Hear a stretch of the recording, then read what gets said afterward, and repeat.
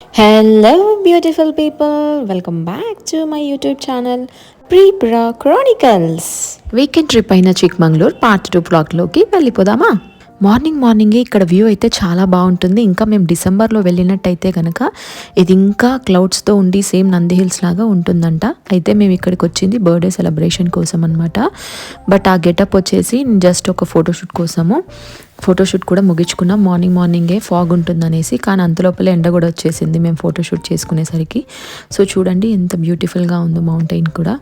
ఇంకా మనం ఇప్పుడు ఈ టైంలో వెళ్తే కనుక మేబీ క్రిస్మస్ న్యూ ఇయర్కి అస్సలు చాలా చలిగా ఉంటుంది, అలాగే చాలా అందంగా కూడా ఉంటుంది అనమాట. గ్రీనరీతో మొత్తం నిండిపోయి ఉంటుంది. సో ఫోటోషూట్ అయిపోయింది. బ్రేక్ఫాస్ట్ ఆర్డర్ చేసుకొని వచ్చాము.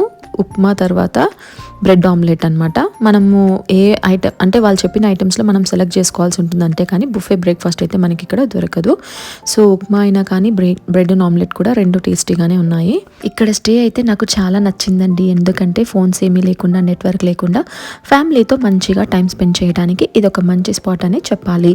అలాగే అసలు మేము వెళ్ళిన కారణం ఏంటంటే హస్బెండ్ది బర్త్డే సెలబ్రేషన్స్ చేయడానికి వెళ్ళాము. కానీ అర్జెంట్ వర్క్ ఉండటంతో ఆఫీస్లో కాల్ వచ్చింది, ఇంపార్టెంట్ వర్క్ ఉంది రమ్మని. సో అందుకని అప్పటికప్పుడు బయలుదేరి వచ్చేసాము. లేకపోతే మేము ఇంకొక రోజు అక్కడ ప్లాన్ ఉండింది మాది. బెంగళూరుకి అయితే బయలుదేరాం, కానీ మనకి మధ్యలోనే హలేబీడు, బేలూరు కూడా వస్తాయన్నమాట. సో ఓకే, అట్లీస్ట్ మనం బ్లాగ్ కోసం హలేబీడు, బేలూరుని కవర్ చేసుకొని ఇంకా బెంగళూరుకి వెళ్ళిపోదాము అని అనుకున్నాము. సో ఇప్పుడైతే మేము రోజ్ గార్డెన్ నుంచి బయలుదేరామన్నమాట. బయలుదేరేటప్పుడు అయితే మనకి మౌంటైన్ వ్యూస్ కానివ్వండి, గ్రీనరీ కానివ్వండి, ప్రతి రోడ్డు, ప్రతి మలుపు కూడా చాలా అందంగా ఉంటుంది అనమాట. అలాగే మార్నింగ్ క్లైమేట్ చాలా చల్లగా కూడా ఉంటుంది.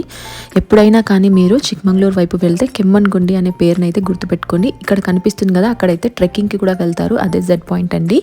జెడ్ పాయింట్కి మీరు కింద రాగానే ఇక్కడ బస్సు ఆగింది కదా, ఇక్కడ జెడ్ పాయింట్ బోర్డు ఉంటుంది. లోపలికి వెళ్తే మీకు ఒక వాటర్ ఫాల్స్ ఉంటుంది.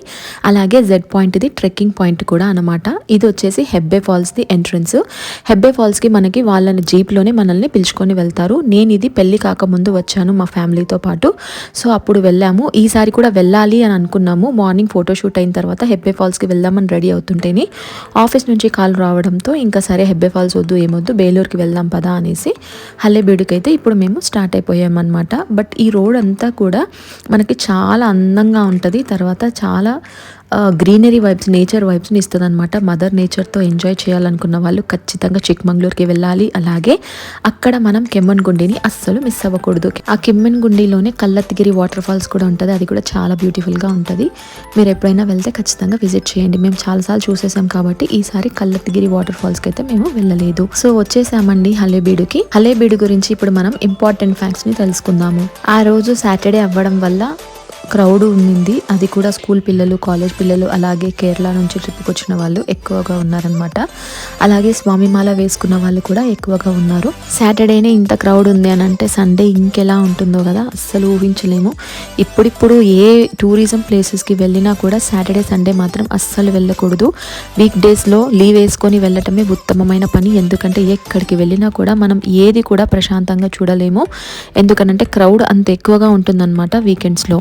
హలేబీడు ప్రాచీన కాలంలో ద్వార సముద్రంగా ప్రసిద్ధి చెందింది. ఇది 12వ శతాబ్దంలో శక్తివంతమైన హోయసాల సామ్రాజ్య రాజధానిగా వెలుగొందింది. రాజు వీరబల్లాల కాలంలో ఈ నగరం కళ, సంస్కృతి, శిల్పకళలకు ప్రధాన కేంద్రంగా ఉండేది. ఇక్కడ ఉన్న ప్రసిద్ధ హోయసాలేశ్వర ఆలయం శివునికి అంకితం చేయబడింది. ఈ ఆలయాన్ని పూర్తిగా సోప్ స్టోన్తో నిర్మించారు. ఆలయ గోడలపై చెక్కబడిన శిల్పాలు, హోయసాల శిల్పాలు అద్భుత నైపుణ్యానికి నిదర్శనం.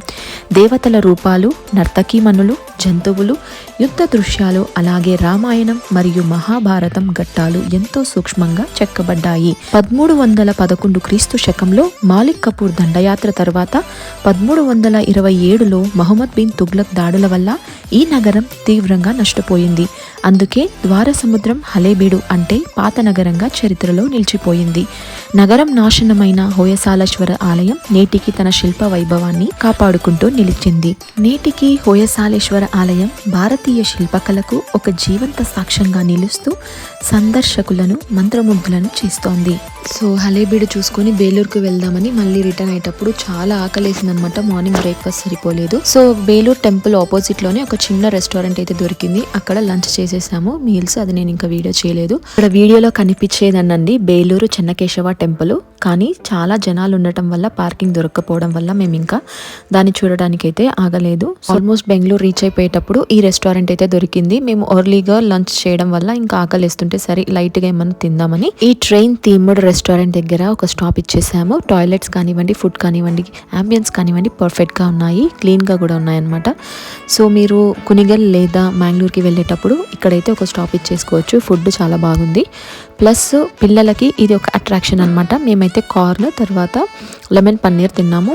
రెండు కూడా చాలా బాగున్నాయి. సో మీరు సండేస్ ఫ్యామిలీతో స్పెండ్ చేయడానికి ఒక లాంగ్ డ్రైవ్ లాగా కూడా మీరు రావచ్చు. వెజ్ రెస్టారెంట్ ఇది.